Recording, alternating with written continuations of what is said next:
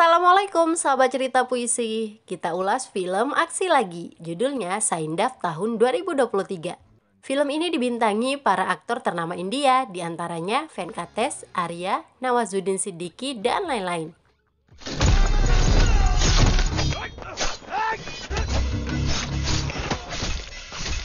Mimin colek para penonton yang sering berkomentar, diantaranya akun Rizaldi di Kalimantan Timur, Ahmad di Sragen, Yudis di Cianjur, Ridwan di Maros, Saryanto di Jakarta, Rizky Meliani di Sumedang, April di Pekanbaru, Endah di Gresik, Adil Syarif di Morowali, lalu Jung di Lombok, dan semuanya. Yang belum kecolek giliran ya.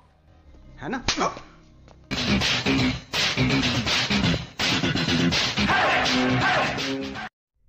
Kota Chandraprastha di India Selatan berada dalam genggaman kartel jahat. Transaksi senjata, barang haram, hingga uang palsu merajalela. Hal yang lebih mengerikan, banyak anak-anak muda dilatih kartel untuk menjadi tentara bayaran. Pemimpin kartel di Chandraprastha adalah Vishwamitra. Saat ini Mitra sedang mengurus pesanan klien yang meminta dikirimkan 20.000 anak muda bersenjata. Mitra telah membeli senjata dari luar negeri dan akan segera sampai. Anak buah Mitra, Vikas, diberikan tugas memastikan semuanya berjalan lancar. Vikas bergerak cepat. 3 orang petugas bea cukai yang mengetahui kapal pembawa senjata dibunuh. Sosok Vikas sangat menakutkan. Sampai-sampai asistennya sendiri, Jasmine, terkadang ngeri melihat kebrutalan Vikas. Di tengah situasi kota yang begitu tidak bersahabat, seorang pria bernama Saindaf hidup bahagia bersama putri tercintanya Gayatri. Saindaf sangat menyayangi putrinya lebih dari apapun. Setiap hari Gayatri terbiasa bermain di rumah tetangga bernama Manogia yang bekerja sebagai supir taksi. Mano juga sering datang ke rumah Saindaf.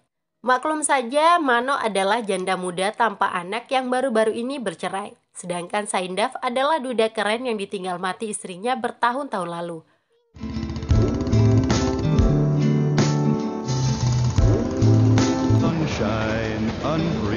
Saindaf bekerja sebagai operator derek di Departemen Bea Cukai. Sesibuk apapun, Saindaf akan selalu meluangkan waktu untuk putrinya. Itulah yang membuat Saindaf dilihat sebagai pahlawan super oleh Gayatri. Hari ini guru meminta kami menulis tentang manusia super. Teman-teman saya menulis tentang Spider-Man, Superman, dan lain-lain. Tapi saya menulis tentang ayah, ucap Gayatri. Hubungan anak perempuan dan ayah itu sangat dekat. Gayatri tidak takut apapun selama ayahnya masih ada. Ayahnya akan selalu menjadi pelindung Gayatri. Saindaf jadi terharu dan bangga dengan kata-kata putrinya.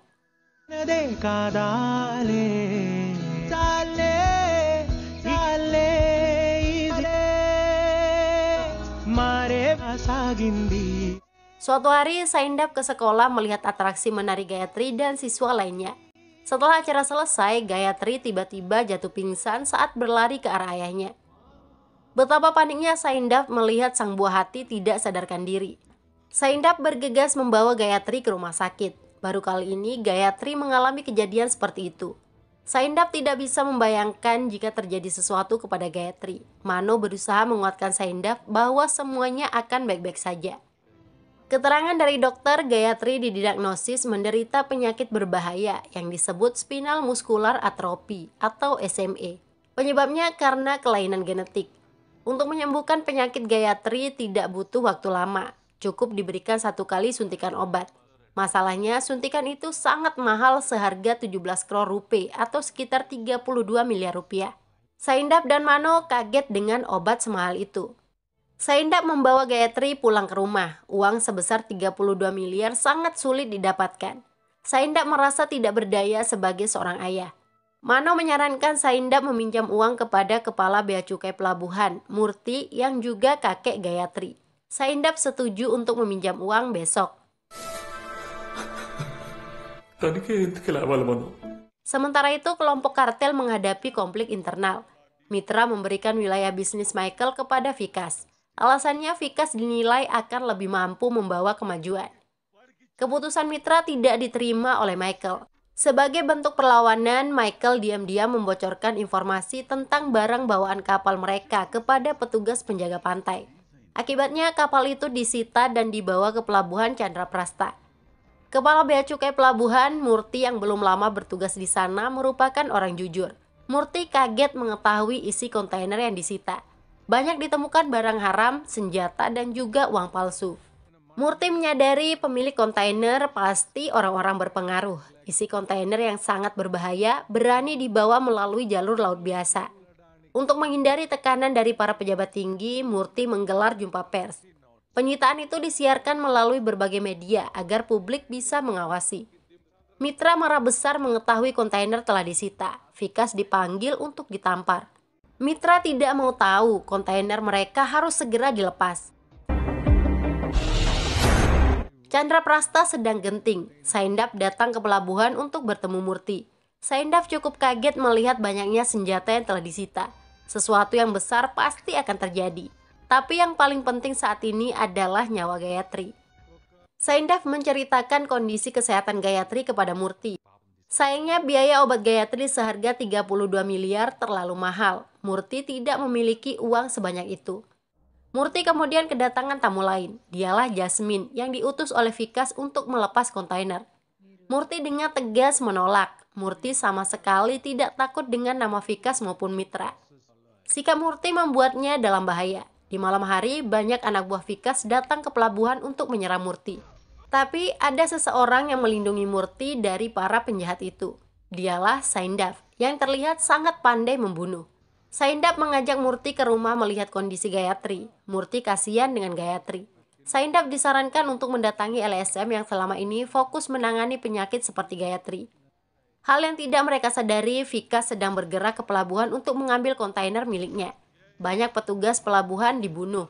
Vikas dengan mudah menemukan kontainer yang dicari. Anehnya isi kontainer itu hanya beras.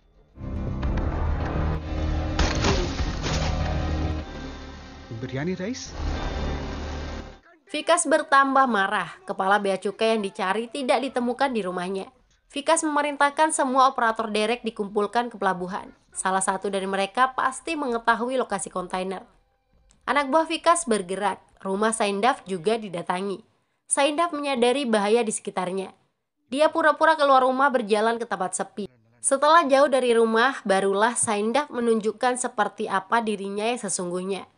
Cara Saindap melawan anak buah Vikas membuktikan dirinya bukan orang biasa. Saindap begitu bengis. Dia seperti robot bernyawa yang tidak memiliki perasaan.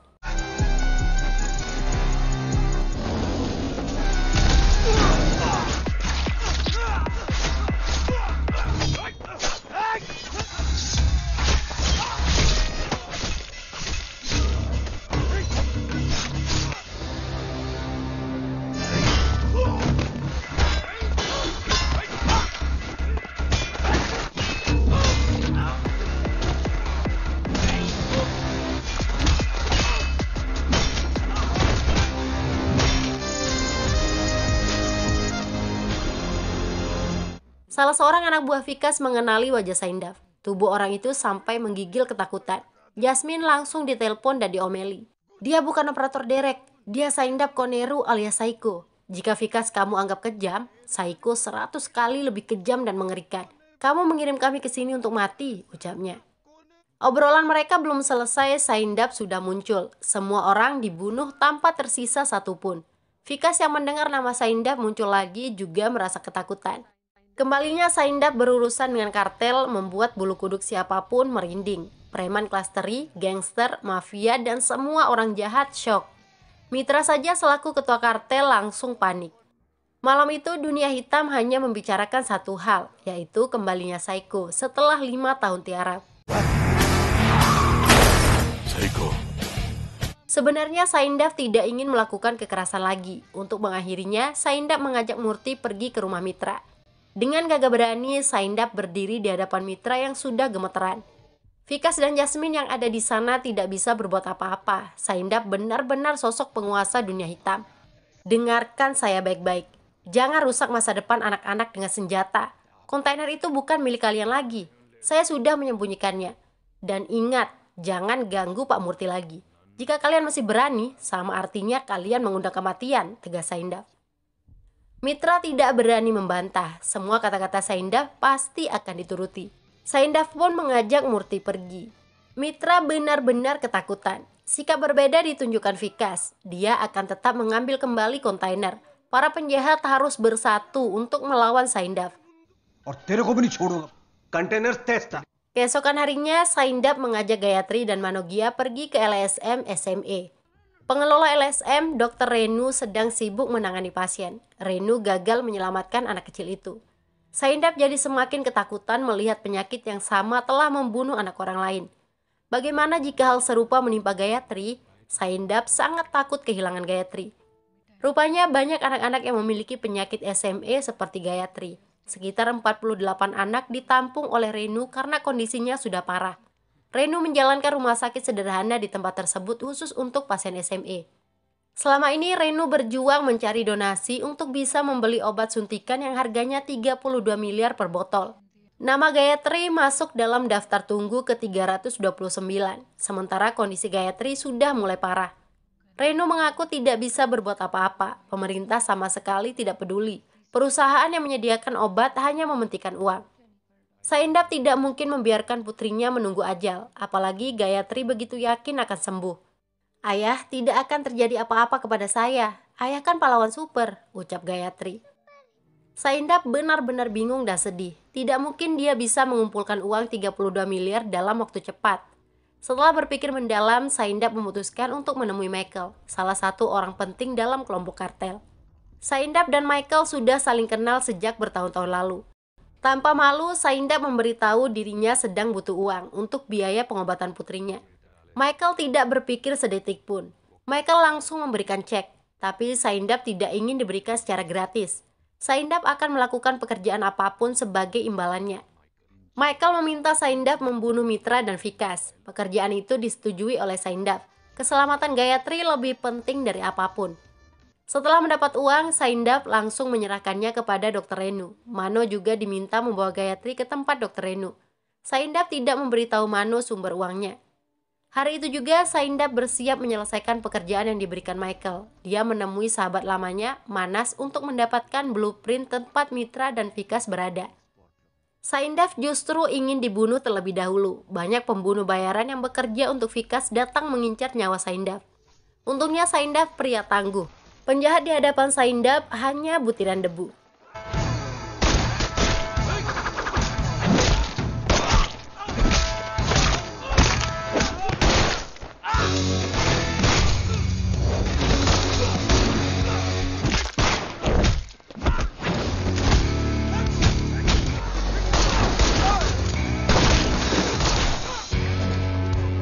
Selanjutnya, Saindap pergi untuk membunuh Mitra dan Vikas. Saat itu, mereka sedang mengadakan pertemuan seluruh kartel.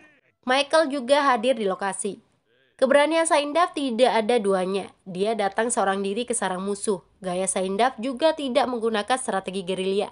Saindap melakukan perang terbuka. Sungguh kehebatan Saindap tiada tara. Dia meluluh lantakkan tempat para jawara. చూడు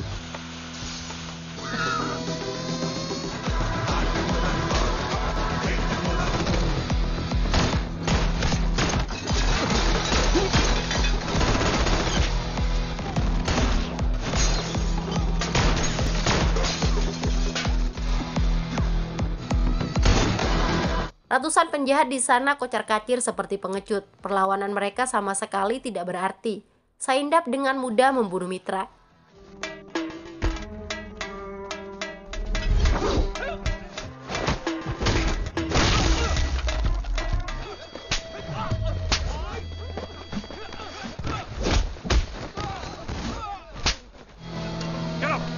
వెళ్ళి చదువుకోండి.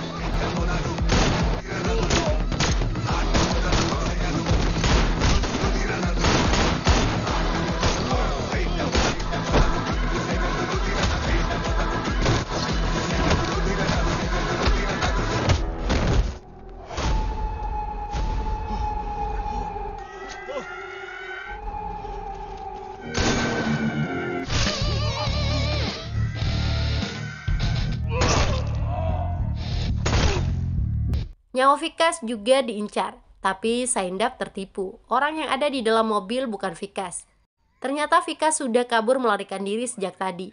Vikas justru senang Saindap membunuh Mitra, karena setelah itu Vikaslah yang secara otomatis menjadi pimpinan kartel.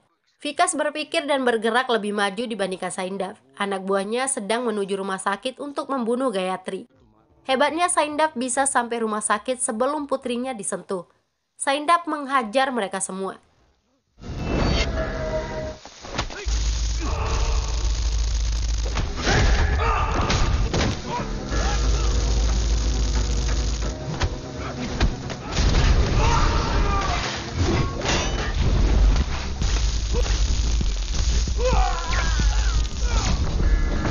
Gayatri akan segera disuntikan obat. Tanpa diduga, Jasmine datang merebut obat dari tangan Dr. Renu. Padahal kondisi Gayatri sudah kejang-kejang seperti orang sekarat. Saindap gagal mengejar Jasmine. Untuk mendapatkan obat itu, Saindap pergi menemui Vikas. Kedatangan Saindap disambut dengan fakta bahwa Vikas sudah membunuh Michael. "Kembalikan kontainer saya dan silahkan ambil obat putrimu," ucap Vikas. Saindap tidak mungkin melepaskan kontainer demi putrinya. Cara lain harus disiapkan. Saindap kembali ke rumah sakit untuk melihat kondisi Gayatri. Di sana Saindap sudah disambut dengan mayat. Betapa hancurnya hati Saindap. Tapi syukurnya mayat itu bukan Gayatri. Saindap bisa bernapas lega. Saindap tidak siap jika putri kecilnya yang lucu itu meninggal. Di satu sisi, Saindap ikut sedih melihat orang tua anak-anak yang meninggal. Saindap tidak boleh egois, hanya memikirkan diri sendiri. Malam itu juga Saindap pergi ke perusahaan farmasi Genezo yang memproduksi obat. Para penjaga di sana dihajar. Saindap menyeret bos perusahaan bernama Yaswan untuk mendapatkan obat. Ternyata semua obat sudah dipindahkan ke tempat lain. Kejutannya, Vikas ada di sana. Perusahaan obat itu rupanya milik Vikas. Sekali lagi Saindap kalah langkah. Permintaan Vikas masih sama. Obat hanya akan diberikan jika kontainernya dikembalikan. Ingin sekali Saindap membunuh Vikas, tapi dia tidak berdaya karena nyawa putrinya harus diselamatkan. Murti juga sedang disandra oleh Jasmine di tempat berbeda. Kali ini Saindap frustasi. Dia bingung cara mendapatkan obat. Kontainer tidak mungkin dikembalikan karena akan merusak generasi muda seluruh kota. Saindap tidak tahu harus berbuat apa, sampai-sampai Gayatri protes karena ayahnya melupakan hari ulang tahunnya. Saindap jadi merasa sedih dan menangis. Putri kecilnya itu masih memikirkan ulang tahun, padahal nyawanya sedang dalam bahaya. Saindap berusaha memendam kesedihannya agar tidak diketahui oleh Gayatri. Mereka merayakan ulang tahun dengan cara sederhana.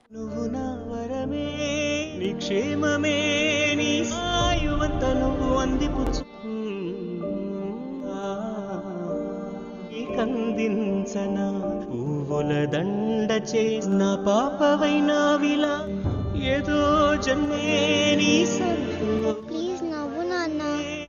Solusi untuk kesembuhan Gayatri belum ditemukan. Saindap harus menghadapi konsekuensi atas kematian Mitra. Putra Mitra, Abhimanyu, kembali dari luar negeri untuk balas dendam. Abhimanyu juga ingin menghabisi Vikas karena hanya memikirkan keselamatan sendiri. Rencana Abhimanyu diketahui oleh Saindap melalui sahabatnya Manas. Saindap harus menyelamatkan putrinya, tapi Vikas juga harus diselamatkan. Jika Vikas meninggal, obat untuk Gayatri tidak akan bisa didapatkan. Saindap pergi ke rumah Vikas. Nyawa Gayatri diserahkan kepada Mano. Melalui telepon, Saindap memandu Mano cara menghadapi para penjahat. Saindap menyimpan mobil tua yang dulu sering digunakan bertempur. Mano dan Gayatri diminta menggunakan mobil itu. Ketika para penjahat datang, mereka tidak bisa melukai Gayatri. Mobil tua Saindap anti peluru. Ada pula senjata otomatis yang bisa digunakan. Saindap mengajari Mano sambil menghabisi anak buah Abhimanyu yang sudah ada di rumah Vikas. ఇప్పుడు ఆ బటన్ ఒత్తి పట్టుకో.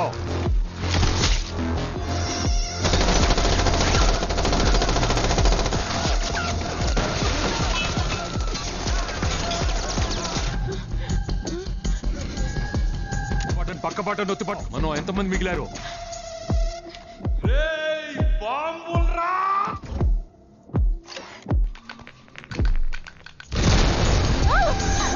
Mobil itu memang keren, granat juga bisa keluar meluluhlantakkan lawan. Beberapa musuh masih tersisa, untungnya Manas datang menyelamatkan Mano dan Gayatri. Situasi jadi terkendali, karena Manas juga sangat tangguh.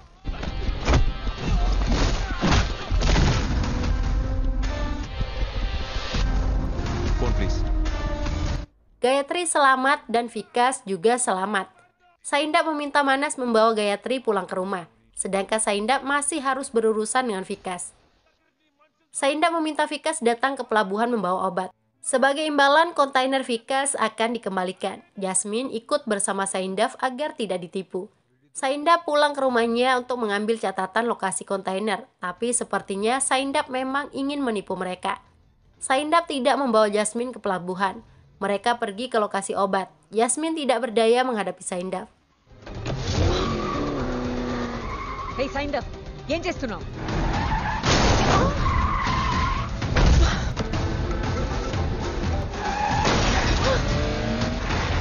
Lokasi obat diketahui oleh Saindap dari salah satu satpam perusahaan bernama Murali. Mengingat Murali juga memiliki anak yang mengidap SMA.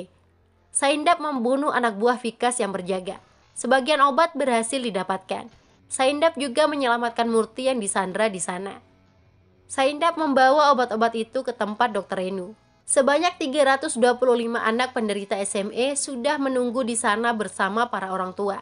Semua itu rencana Saindap yang tidak hanya ingin menyelamatkan Gayatri, tapi juga anak-anak lainnya. Jasmine memberitahu Vikas tentang penipuan yang dilakukan Saindap. Parahnya lagi, kontainer-kontainer milik Vikas meledak di pelabuhan.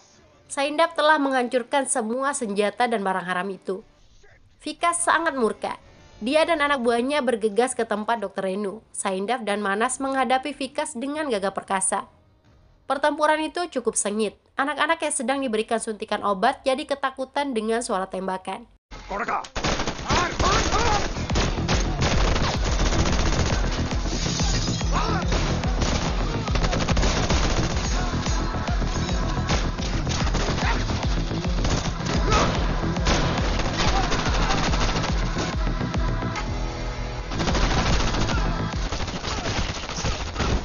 Para penjahat berusaha menerobos masuk.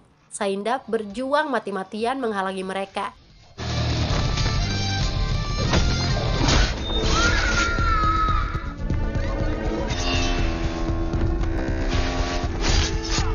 Obat berhasil direbut oleh penjahat. Untungnya Saindap berhasil mengambil kembali. Musuh mulai menggunakan senjata rudal. Situasi jadi tidak terkontrol. Saindap melakukan apapun yang dia bisa. Musuh masih banyak. Gayatri juga belum mendapatkan suntikan obat. Murti meminta Dr. Renu mengutamakan Gayatri yang sedang tertidur dalam dekapan Mano. Renu jadi termangu. Sebuah fakta mengejutkan terungkap saat itu. Ternyata Gayatri tidak sedang tidur. Gayatri telah meninggal di rumah sebelum dibawa ke rumah sakit. Betapa terkejutnya Murti mengetahui Gayatri sudah tidak bernyawa. Ternyata perang yang sedang dilakukan Saindap bukan demi putrinya, tapi untuk menyelamatkan anak-anak yang lain. Mano yang sejak tadi menahan tangis, kini air matanya tumpah ruah. Saindap juga sudah mengetahui Gayatri meninggal, tapi dia tidak ingin perjuangannya terhenti. Hanya saja kenangan tentang Gayatri benar-benar tidak bisa terlupakan. Sosok gadis kecil lucu dan cantik itu selalu terbayang. Selama ini Gayatri selalu menghiasi hari-hari Saindap. Tapi kini dan nanti Saindap tidak akan pernah bisa melihat kelucuan Gayatri lagi. Sejujurnya Saindap sangat terpukul. Dia berusaha tegar meski air mata terus mengalir. Saindap menghadapi anak buah Vikas dengan air mata dan darah. Saindap sudah tidak merasakan lagi sakitnya tusukan senjata tajam. Karena sakitnya ditinggal Gayatri jauh lebih pedih. Saindap menumpahkan segala amarah, kecewa, dan rasa kehilangannya dengan menghabisi lawan di depan mata.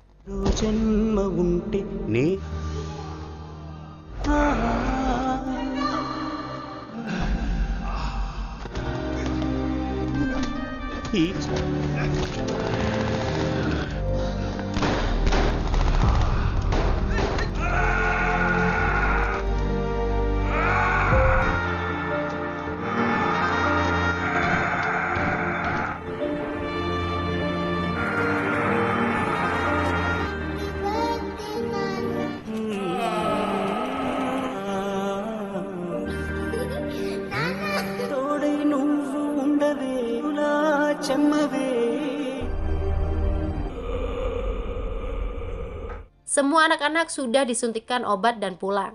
Sedangkan Saindap hanya bisa mengelus kepala mayat putrinya.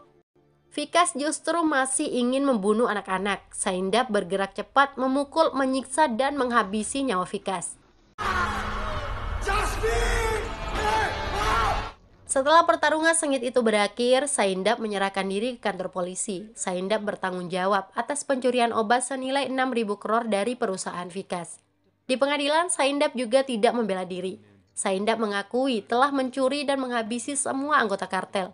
Saindap hanya berpesan agar kota Chandraprastha tidak lagi dikuasai kartel. Kebaikan dan niat mulia Saindap sama sekali tidak penting bagi pengadilan maupun pemerintah. Saindap divonis bersalah dan dijebloskan ke penjara. Padahal berkat Saindap, jaringan kartel hancur. Berkat Saindap pula, banyak anak-anak muda berhasil diselamatkan masa depannya. Setelah sekian waktu, Saindap bebas dari penjara. Ratusan anak-anak yang telah diselamatkan menyambut kebebasan Saindap. Saat itu, Saindap bisa melihat sosok Gayatri pada anak-anak lain. Film selesai. Bye-bye.